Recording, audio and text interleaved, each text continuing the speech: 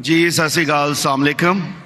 میرا ڈاکٹر صاحب سے ایک چھوٹا سا سوال ہے کہ جنت میں جانے کے لیے مسلمان ہونا ضروری ہے یا مسلمان ہی جنت میں جا سکتے ہیں؟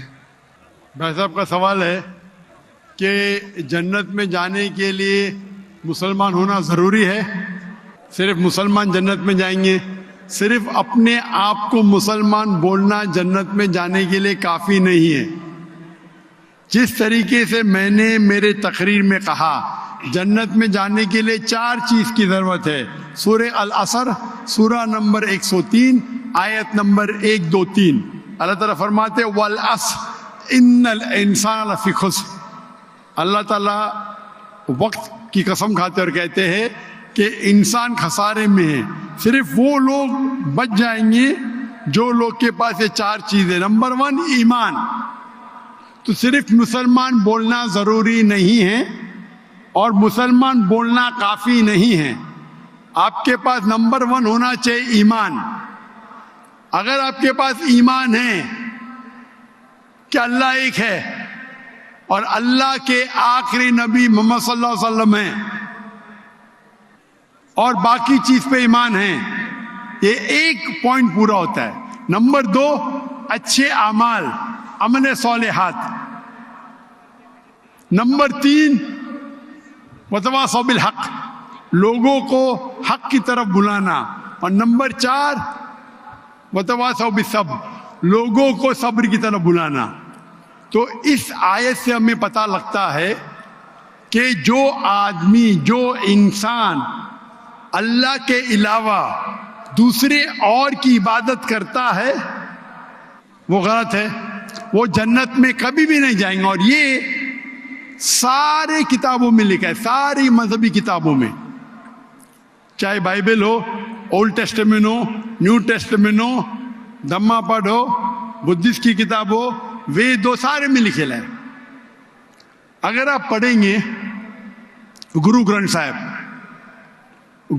صاحب آپ پڑھیں گے، اس کے اندر سب سے پہلا والیوم، سب سے پہلا جلد، سب سے پہلا چیپٹر، سب سے پہلا ورس کو کہتے ہیں جاپو جی، اسے کہتے ہیں جاپو جی۔ اس میں لکھا ہے کہ خدا ایک ہے، نہ اس خدا کی شروعات ہے نہ انت ہے۔ وہ خالق ہے، وہ مالک ہے اور اس کے جیسا کوئی ہی نہیں ہے۔ اگر آپ دیکھیں گے یہ ملتا جلتا ہے سورہ اخلاص کے ساتھ۔ آپ اگر سکھ کی کتاب پڑھیں گے اس میں لکھا ہے 2 قسم، اومکارا، ایک اومکارا، ایشور کا مینیفیسٹ فارم، ان مینیفیسٹ فارم۔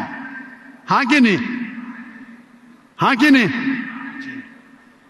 تو اگر آپ پڑھیں گے اور دیکھیں گے کہ خدا کے کئی نام ہیں،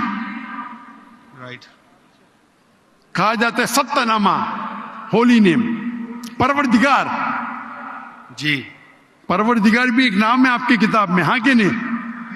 پروردگار، جی ستہ نامہ، خالق، ملتا جلتا ہے، واہے گرو۔ لیکن اگر آپ عمل کریں گے، اگر آپ شرک نہیں کریں گے، اللہ کے علاوہ کسی اور کی عبادت نہیں کریں گے، اگر آپ کے کتاب میں اکثر یہ بات ہوتا ہے کہ جو اپنی مذہبی کتاب میں لکھا ہے اکثر لوگ اس پہ عمل نہیں کرتے، اور یہ بات مسلمانوں میں بھی ہے۔ مسلمانوں کی کتاب میں لکھا ہے شرک مت کرو، پھر بھی ہم دیکھیں گے کچھ مسلمان شرک کرتے۔ تو اگر قرآن میں لکھا ہے شرک مت کرو اور آپ شرک کریں گے اور کہیں گے میں مسلمان ہوں تو جنت میں نہیں جائیں گے۔ آپ سمجھ رہے بھائی صاحب؟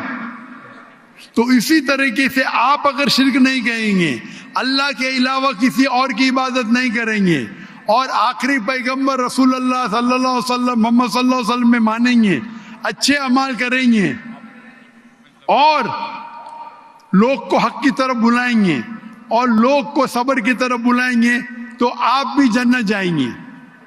Right. Hope that answers the question بھائی صاحب۔ Thank you